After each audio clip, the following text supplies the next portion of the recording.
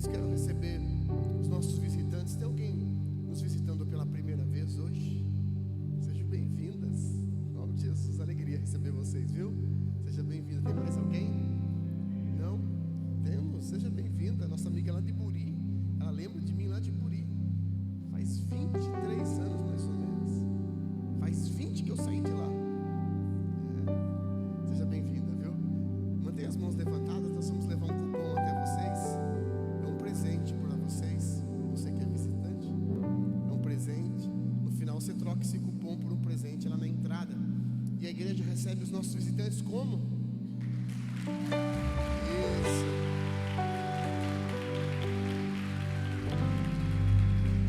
Glória a Deus pela sua vinda e pela sua vinda. Nós convidamos vocês para fazer parte dessa família. E se já faz parte de uma outra igreja, manda um abraço para a tua igreja, em nome de Jesus.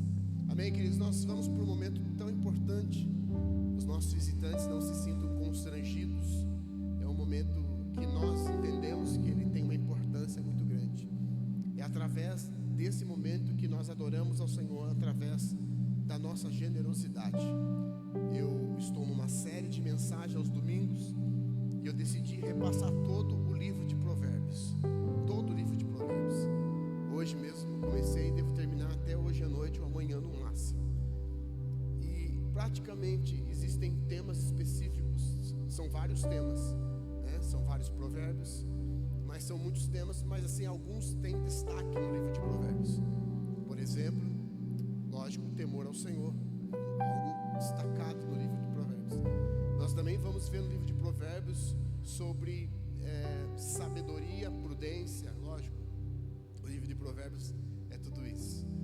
Vemos em Provérbios muitos conselhos na prática de casamento, na prática da paternidade, da maternidade, da filiação, né, dos filhos. Mas como eu vejo falar sobre generosidade em Provérbios? São muitos textos. Eu não vou abrir hoje. Mas são muitos textos que vai nos ensinar sobre um princípio de generosidade. E praticamente, 70%, 80% do livro de Provérbios escrito por um homem chamado Salomão, que foi o homem mais rico da história. Nesse momento nós vamos ser generosos. É assim que a gente adora o Senhor. É assim que a gente exalta Ele também, através dos nossos recursos. Temos o QR Code aqui na tela. Tela 1 voltou mais ou menos. Logo vai ficar perfeito. Nesse mês de abril, é o mês da transição, março e abril. Parece que nós estamos passando por um teste. E as coisas estão vindo, mas Deus é bom. E Deus vai prover todas as coisas em nome de Jesus. Quem crê que Deus vai prover? E Deus vai prover através de nós, através de mim e através de você.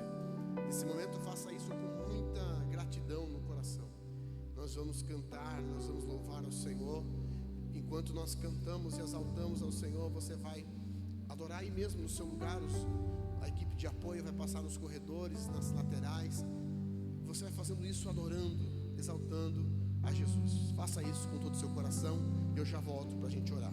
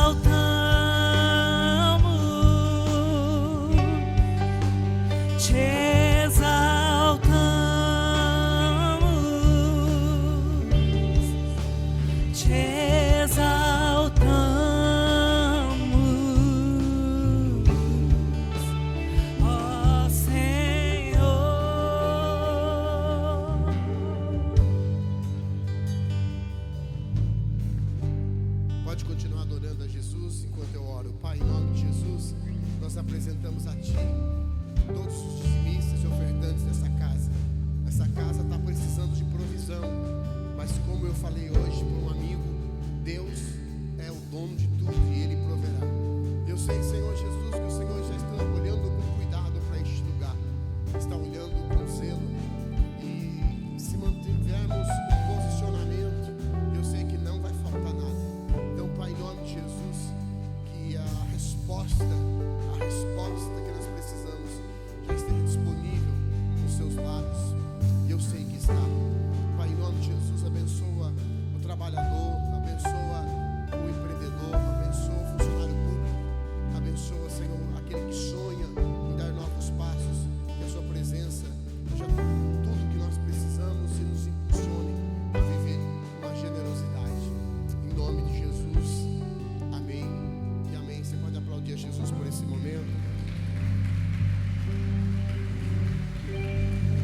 Glória a Deus. Queridos, eu tenho 3 recados rápidos. O pastor Gabriel vai ministrar para nós hoje.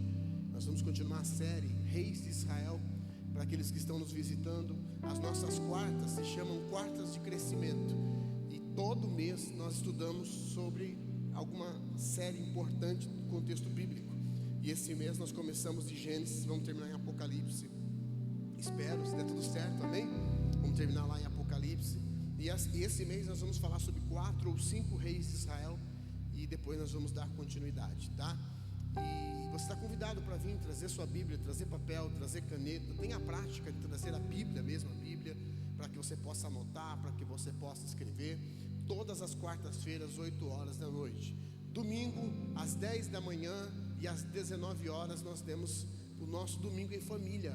Quem estava aqui domingo agora? Deixa eu ver. Teve algumas ausências, mas foi um domingo muito especial.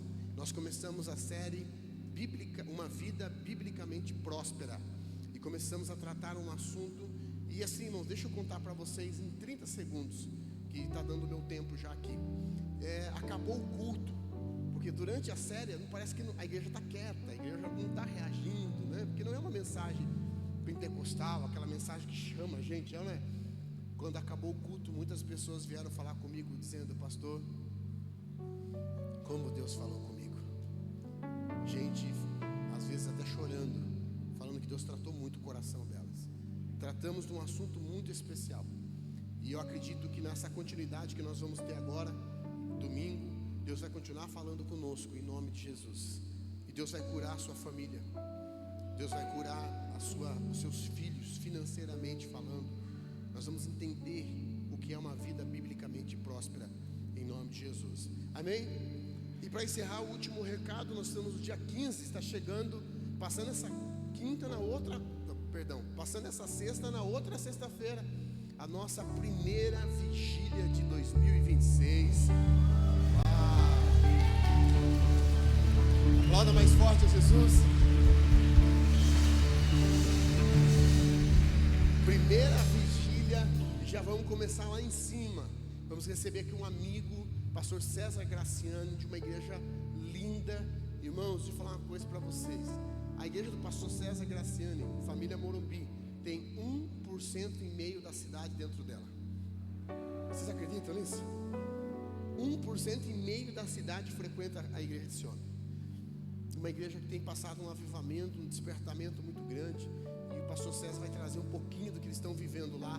Então venha, irmãos, venha, vamos. A última vigília, 250 pessoas, dá para passar de 300 nessa, em nome de Jesus, né? Vai ser lindo essa vigília. Eu vou estar ministrando, os pastores vão estar ministrando, Ministério de Louvor da casa, 3 horas sem parar, das 10 a 1 da manhã. Vai ser um tempo poderoso, dá tempo de você convidar todo mundo. Mas eu peço uma ajuda para você. Vai lá na nossa rede social, está lá já a divulgação da vigília. Vá lá, compartilha, manda no seu store, manda nos grupos, convida as pessoas para estar aqui com a gente dia 24, das 10 da noite à 1 da manhã, tá? Espero vocês aqui. Pastor, eu durmo 10 horas da noite, pastor. Irmão, nesse dia, segura a onda aí e vem para cá, porque você não vai se arrepender, em nome de Jesus. Amém, queridos? Quero receber então o nosso pregador da noite. Vem cá, pastor Gabriel Souza.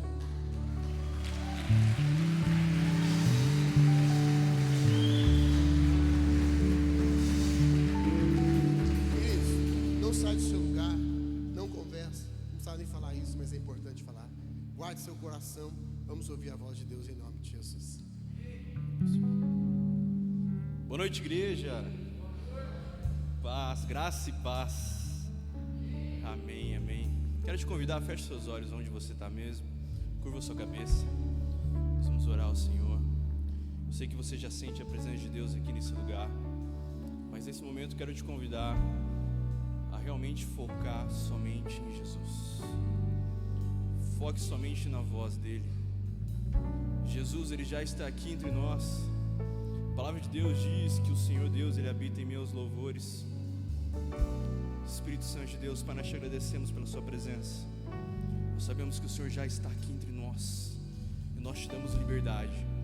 Flua nesse lugar, encontre os nossos corações. Pai, a nossa oração é que o Senhor nos guie, leva-nos ao encontro real com a sua presença nessa noite. Pai, através da tua palavra, que o Senhor venha manifestar poder em nós. Venha com os céus e enche esse lugar. Em nome de Jesus. Amém e amém. Glória a Deus. Eu quero, primeiramente, dizer que eu estou muito feliz de poder estar aqui nessa noite com você, em casa. Mas quero te convidar a abrir a sua Bíblia. Eu quero começar o sermão dessa noite expondo as Escrituras. Abre comigo em 2 Reis.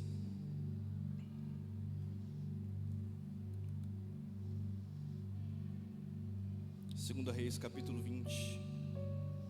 Nós estamos aqui no meio de uma série de mensagens sobre os reis da Bíblia. E hoje eu quero falar de um rei muito conhecido, você provavelmente já ouviu falar dele, chamado rei Ezequias. Antes de qualquer coisa, eu acho que eu preciso dar um pouco de contexto aqui. Nós vamos entrar em um episódio específico aqui do rei Ezequias, mas eu quero falar um pouco de quem é o rei Ezequias. Para isso eu quero que você, então, vai um pouquinho para trás. Pode ir no capítulo 18. 2 Reis 18. A palavra de Deus, ela diz o seguinte: no terceiro ano do reinado de Oséias, filho de Elá, rei de Israel, Ezequias, filho de Acás, rei de Judá, começou a reinar. Ele tinha 25 anos de idade quando começou a reinar, e reinou 29 anos em Jerusalém. O nome da sua mãe era Abiá, filha de Zacarias. Ele fez o que o Senhor aprova, tal como tinha feito Davi, seu antecessor. Removeu os altares idólatras, quebrou as colunas sagradas e derrubou os postes sagrados. Despedaçou a serpente de bronze que Moisés havia feito, pois até aquela época os israelitas que lhe queimavam incenso. Ela era chamada Neusta. Amém. Esse daqui é uma pequena apresentação de quem é o rei Ezequias. E a palavra de Deus, ela vai reconhecê-lo, né? Através da história nós sabemos que ele foi um dos maiores reis de Israel. Nesse tempo, nesse momento aqui específico da história, o reino de Israel estava dividido. O reino do norte era Israel, o reino do sul era Judá e Benjamim. Nós sabemos que no reino do norte a maioria dos reis estavam corrompidos, mas em Judá o rei Ezequias, ele promovia avivamento e reforma. A palavra de Deus vai dizer que ele era filho de um homem chamado Acás, era um rei muito perverso.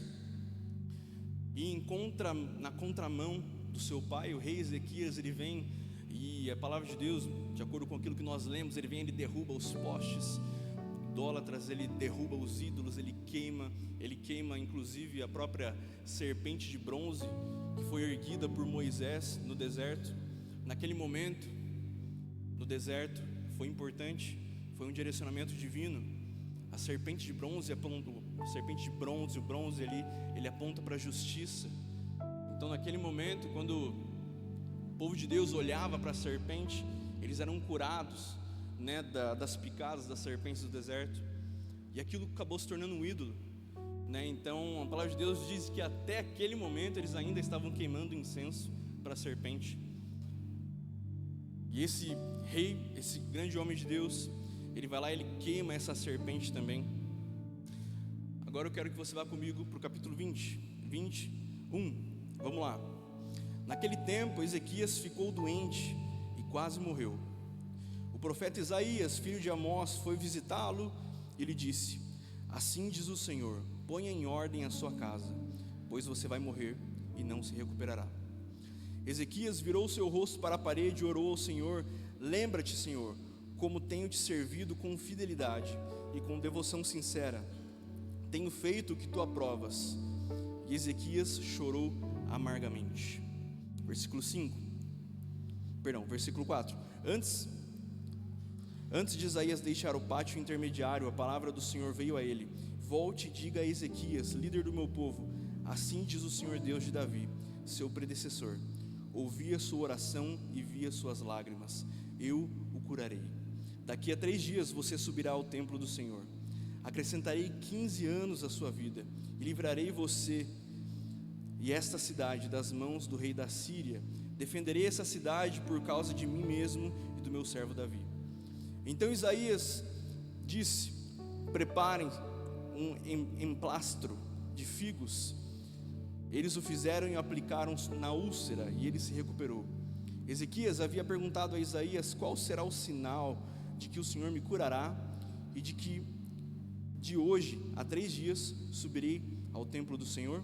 Isaías respondeu: o sinal de que o Senhor vai cumprir o que prometeu é esse: você prefere que a sombra avance ou recue 10 degraus na escadaria? Disse Ezequias: como é fácil a sombra avançar 10 degraus, prefiro que ela recue 10 degraus. Então o profeta Isaías clamou ao Senhor, e esse o fez, a sombra recuar 10 degraus, e havia descido 10 degraus que havia descido da escadaria de Acás. Ou seja, o que acontece aqui? Vamos lá, está comigo? A gente leu bastante texto aqui, mas isso daqui é importante, para que a gente consiga entender onde é que nós estamos na mensagem. O que aconteceu aqui? Ezequias, ele estava doente. A palavra de Deus diz que o profeta, ele vai até ele, dá um decreto para ele, fala para ele que ele infelizmente não vai sair dessa, ele vai acabar falecendo. E aí o profeta, ele sai. A palavra de Deus diz que Ezequias, ele vira para o lado na cama, ele ora, ele clama ao Senhor e chora amargamente. Ele fala: Senhor, lembra-te de mim, eu fui fiel ao Senhor. E de fato isso é uma grande verdade. Ezequias, ele é reconhecido pela sua fidelidade. Inclusive a própria Bíblia, ela vai trazer um dado tão específico que difere Ezequias de qualquer outro rei da Bíblia. Ali quando você vai, não precisa abrir comigo, se quiser colocar aqui no telão, no 2 Reis 18:5, a palavra de Deus, ela diz: Ezequias confiou no Senhor Deus de Israel, de maneira que depois dele não houve nenhum semelhante a ele, todos os reis de Judá, nem entre os que foram antes dele. Ou seja, difere ele de qualquer um outro, o nível de confiança que ele tinha em Deus. Ou seja, de fato ele era um homem de fé. E quando ele vira para o lado, ele clama ao Senhor e fala: Senhor, eu fui fiel. Ali no mesmo momento, Deus, ele nem espera que o profeta ele saia do palácio. Enquanto ele está no pátio ainda, a palavra de Deus vem a ele e diz: ei, volta, fala para Ezequias que eu estou dando para ele mais 15 anos. E aqui eu quero que você entenda uma coisa: o tempo, ele é precioso. Deus, ele estava entregando algo para Ezequias que vai além das posses. Nós não conseguimos comprar mais tempo. Se nós quiséssemos aumentar o tamanho de um dia, seria impossível fazer isso. Talvez você consiga puxar na sua mente agora um dia que foi muito feliz na sua vida. Qual foi o momento mais feliz da sua vida? Eu tenho certeza, assim como eu gostaria que esse momento tão feliz, ele durasse mais. Ele tivesse, ao invés de 24 horas, tivesse 30, 35, 48 horas. Foi um dia tão feliz. Mas é impossível, as riquezas do mundo não conseguem comprar mais tempo. E ali naquele momento, Deus de Israel, ele entrega 15 anos a mais para Ezequias. Mas nós precisamos nos lembrar de uma coisa: junto desses 15 anos, houve também um direcionamento do Senhor.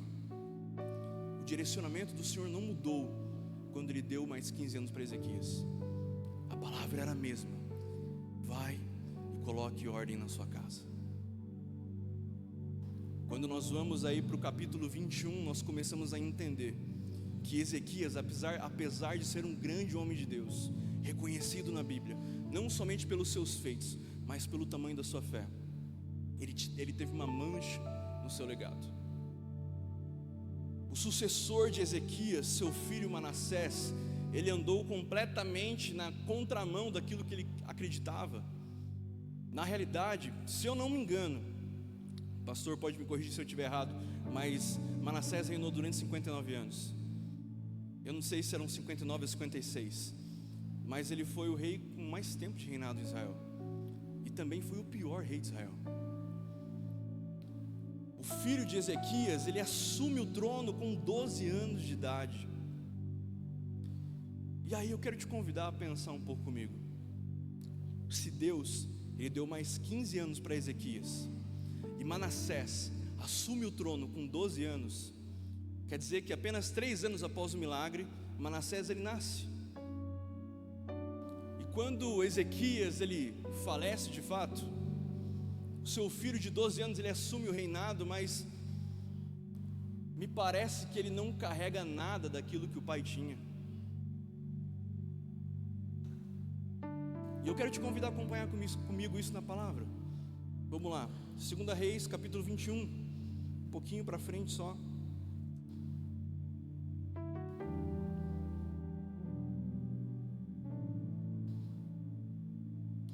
Manassés tinha 12 anos de idade quando começou a reinar, e reinou 55 anos, corrigido aqui, pastor, em Jerusalém. O nome da sua mãe era Hefzibá. Ele fez o que o Senhor reprova, imitando as práticas detestáveis das nações que o Senhor havia expulsado diante dos israelitas.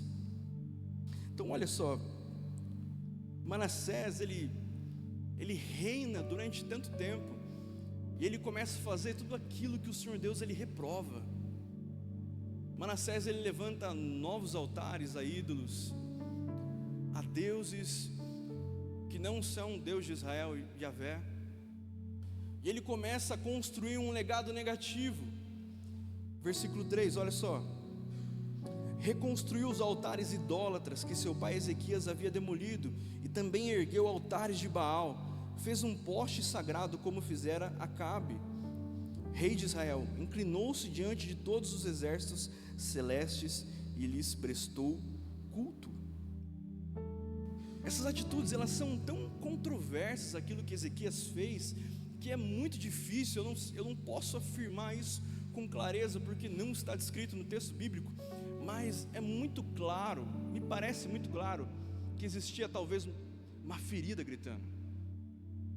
Eu não sei, a palavra de Deus não vai dizer como Ezequias era um bom pai, se ele era um bom pai ou não, mas me parece que o reinado de Manassés, ele aponta para um lugar onde existe talvez uma ferida, onde existe uma necessidade de ir contra aquilo que meu pai acreditava, a provar alguma coisa para alguém, a desafiar os princípios. E durante esse processo nós vemos o quanto o povo de Israel ele sofre no meio de tudo isso. Existe um impacto, não somente familiar, mas em toda a nação, debaixo da negligência do rei Ezequias. Ele foi negligente com a ordem do Senhor, e esse impacto ele vai ecoar na nação de Israel pelos próximos 170 anos, além de 170 anos na verdade. Quando você vai 100 anos para frente desse momento que nós estamos falando aqui, você vai ver a história de Jeremias. Jeremias era o profeta. Na verdade, Deus ele levanta uma série de profetas para condenar as atitudes de Israel, do povo de Israel. Mas especificamente Jeremias, eu quero te convidar, abre comigo em Jeremias, capítulo 15, versículo 1.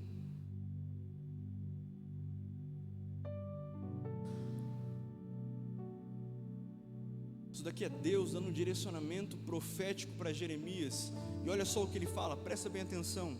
Então o Senhor me disse: ainda que Moisés e Samuel estivessem diante de mim intercedendo por esse povo. Só um parênteses aqui. A palavra de Deus, ela vai reconhecer Moisés e Samuel como os maiores intercessores do povo de Deus. Então Deus, ele usa exatamente esse argumento. Ele diz: ainda que Samuel e Moisés estivessem diante de mim intercedendo por esse povo,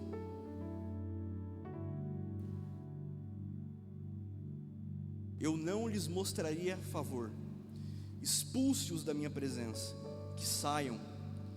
E se lhe perguntarem: para onde iremos? Diga-lhes: assim diz o Senhor: os destinados à morte, para a morte; os destinados à espada, para a espada; os destinados à fome, para a fome; e os destinados ao cativeiro, para o cativeiro.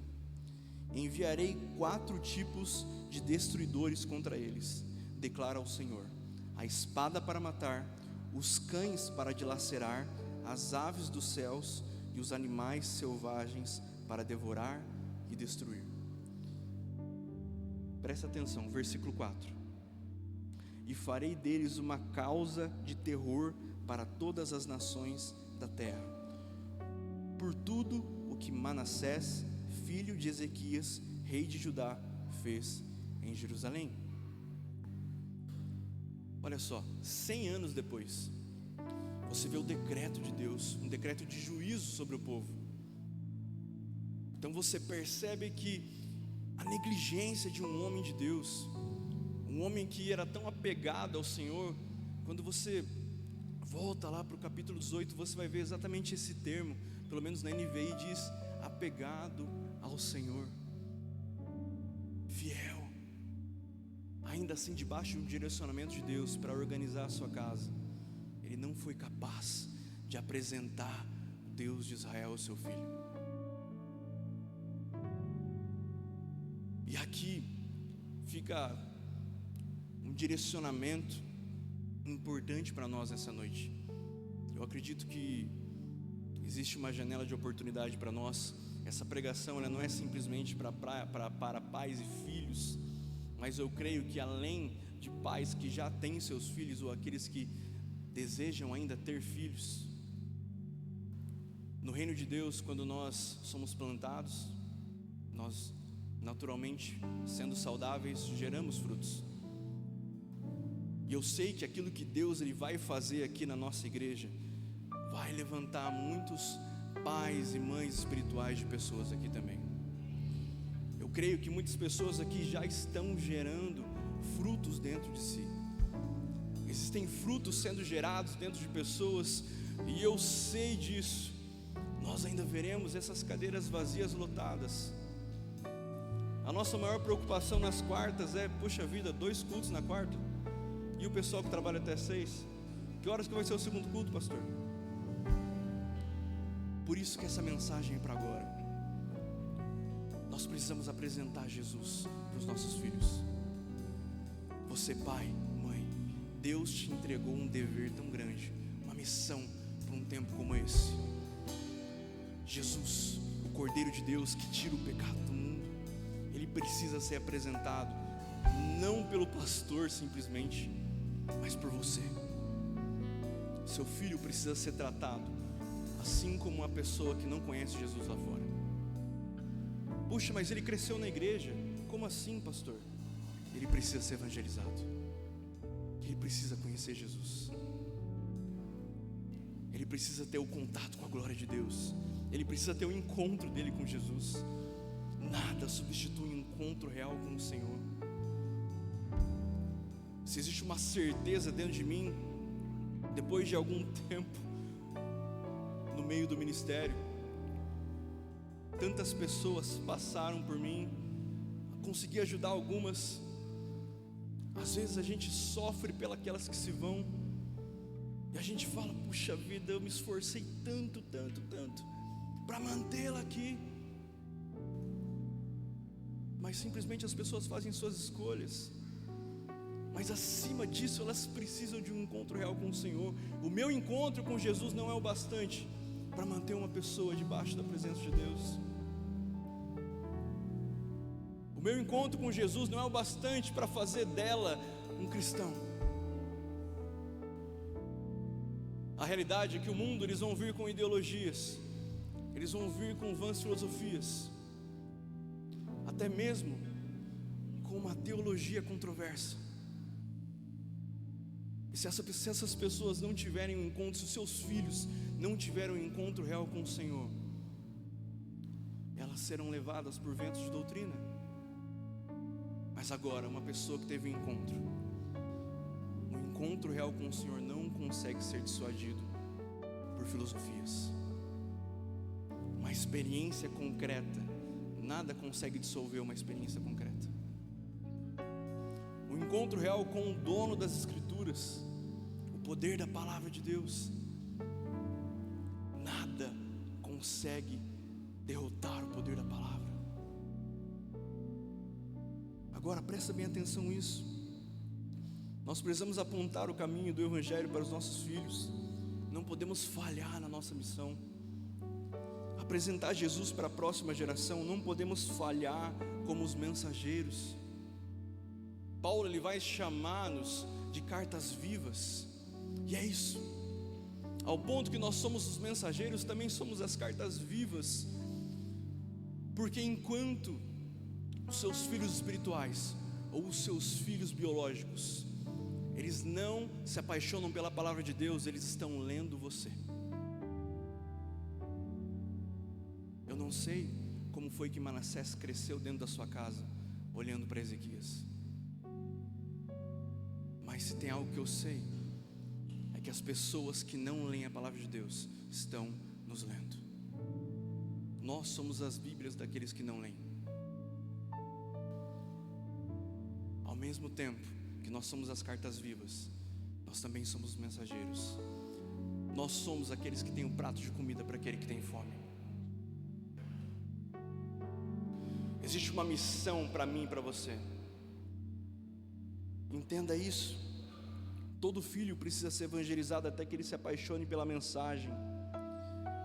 Eu já ouvi dizer, há uns tempos atrás, eu estava ouvindo, acho que está um pouco alto, não? Eu deixo o microfone mais perto.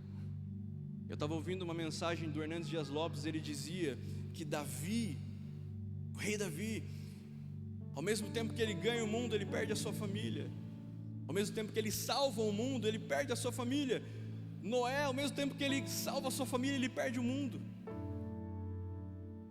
Mas talvez o projeto de Deus para mim e para você seja que através da nossa família nós possamos tocar o mundo.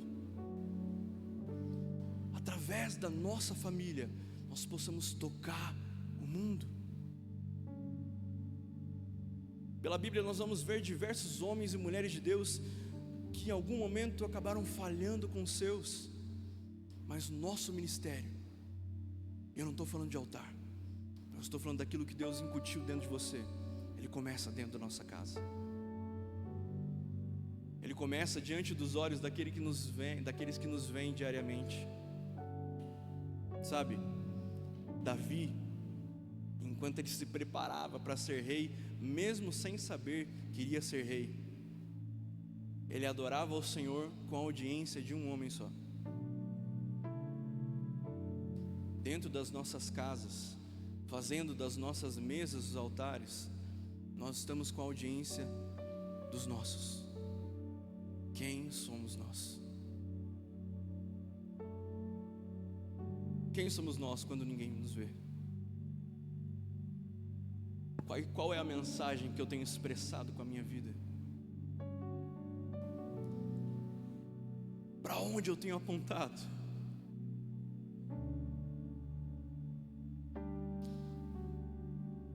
Quando você vai para Samuel, um pouquinho antes, né? 1 Samuel capítulo 12, abre comigo. 1 Samuel 12, 1. Esse daqui é o testemunho de Samuel. Ele já está chegando no final do seu ministério, e ele está nesse processo de apresentar um novo rei. Olha só, versículo 1. Então disse Samuel a toda Israel: eis que ouvi a vossa voz, e em tudo quanto me dissestes, e constituí sobre vós um rei. Agora pois, eis que o rei vai adiante de vós. Eu já envelheci e encaneci, e eis que os meus filhos estão convosco, e tenho andado diante de vós desde a minha mocidade até o dia de hoje. Eis-me aqui, testificai contra mim perante o Senhor e perante o seu ungido. A quem o boi tomei, a quem o jumento tomei, e a quem defraudei, e a quem tenho oprimido, e de cuja mão tenho recebido suborno, e com ele encobri os meus olhos, e vô-lo restituirei. Isso daqui Samuel está falando: ei, olha aqui para mim.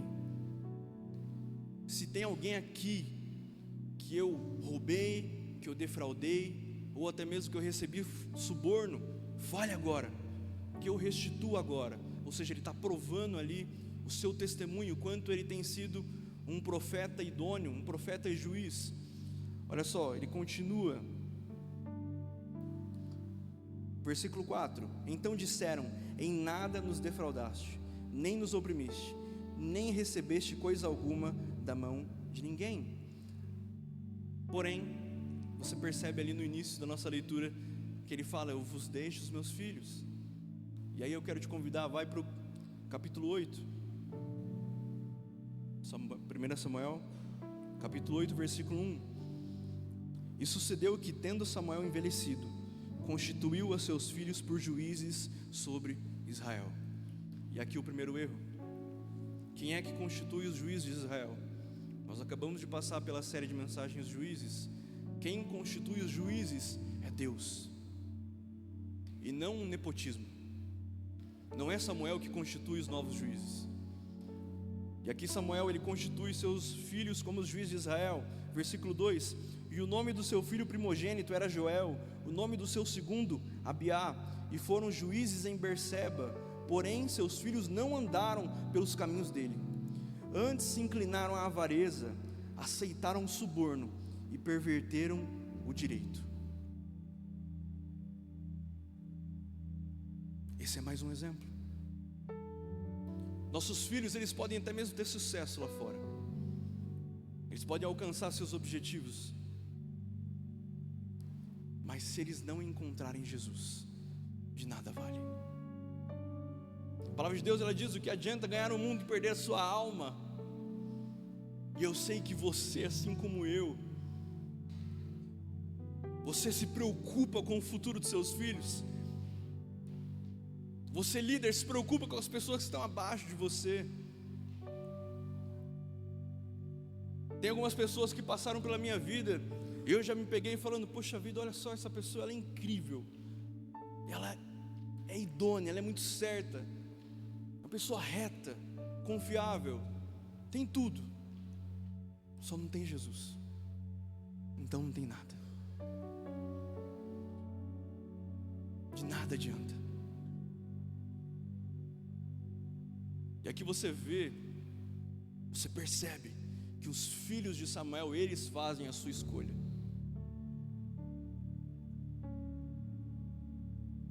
Nós temos que fazer a nossa parte. A nossa parte é sermos chamados de amigos do noivo. E nós vemos essa expressão na Bíblia, em João capítulo 3, amigos do noivo. Amigos do noivo são aqueles que apresentam o noivo, são aqueles que zelam.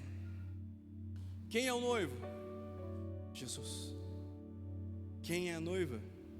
A igreja. Aqui João, ele se coloca no lugar do amigo do noivo, porque ele prepara o caminho. Ei, você, pai, mãe, nós estamos preparando o caminho para o encontro dos nossos filhos. Nós estamos preparando o caminho para eles.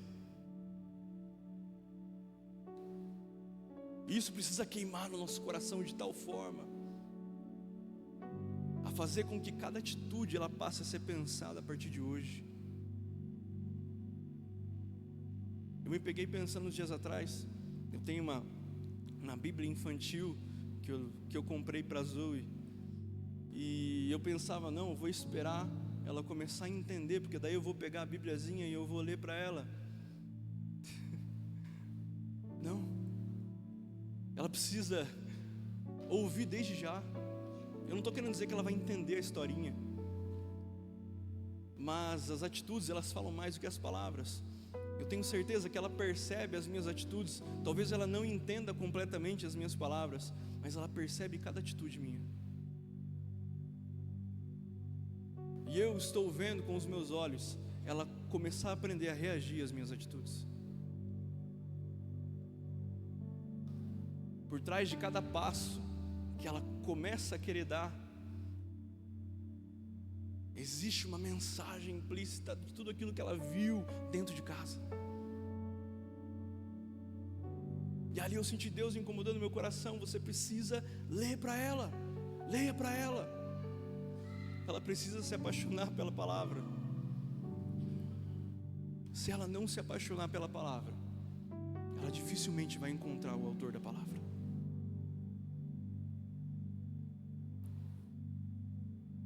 Eu quero encorajar você nessa noite. Abre comigo em João capítulo 3, versículo 28. Nós estamos caminhando para o final.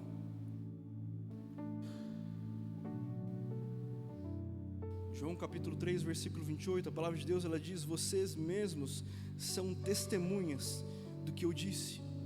Eu não sou o Cristo, mas sou aquele que foi enviado adiante dele. A noiva pertence ao noivo. O amigo que presta o serviço ao noivo e que o atende, o ouve e enche-se de alegria quando ouve a sua voz do noivo. Essa é a minha alegria, que agora se completa. É necessário que ele cresça e eu diminua. Isso daqui é João Batista. As pessoas estão ali, elas vão até ele e elas perguntam: não é você o Messias? Ou você é um profeta, ou você é Elias? Ele fala: não, eu sou amigo do noivo. Eu estou preparando o caminho. Imagina só que doideira isso. As pessoas, elas não estão procurando conforto, elas não estão no templo. O sacerdote da ordem, ele não está no templo. O sacerdote deveria ser João Batista, mas ele renuncia o sacerdócio e ele vai para onde a presença de Deus estava. Ele vai para o deserto. E do deserto ele começa a fazer uma pregação tão pesada, tão dura, de arrependimento, mas que prepara o caminho para Jesus. E uma coisa que contraria tudo aquilo que a gente acredita hoje como boas políticas de uma igreja que precisa servir multidões, que precisa ter um mínimo de conforto. As pessoas, elas saem da cidade e elas vão para o deserto para ouvir uma dura palavra. E naturalmente elas pensam: isso daqui não é normal, está acontecendo um movimento sobrenatural, existe um avivamento acontecendo aqui. João, você é o Messias? Não, eu sou só o amigo do noivo.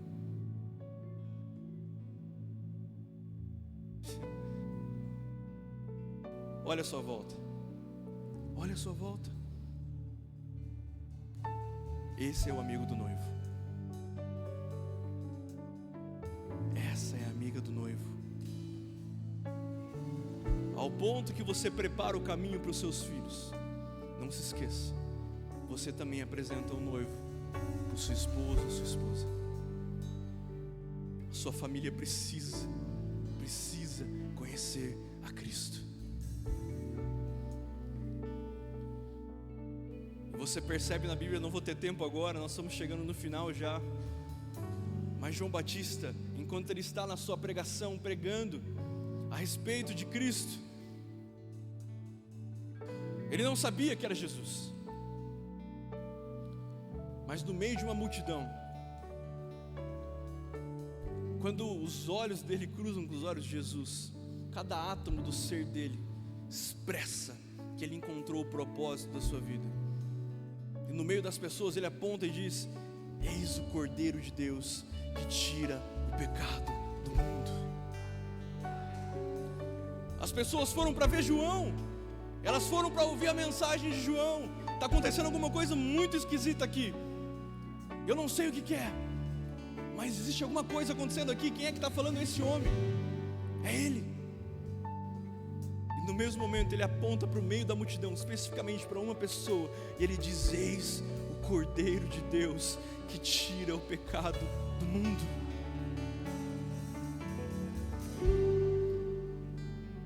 Eu quero convidar homens e mulheres de Deus, pais e mães, que estão dispostas a gastarem as suas vidas para mostrar o caminho, a dizer: eis o Cordeiro de Deus que tira o pecado do mundo. Eu não estou apontando para uma celebridade, eu não estou apontando para um pensador, eu não estou apontando para o artista, eu estou apontando para o Cordeiro de Deus que tira o pecado do mundo. Fica de pé onde você está.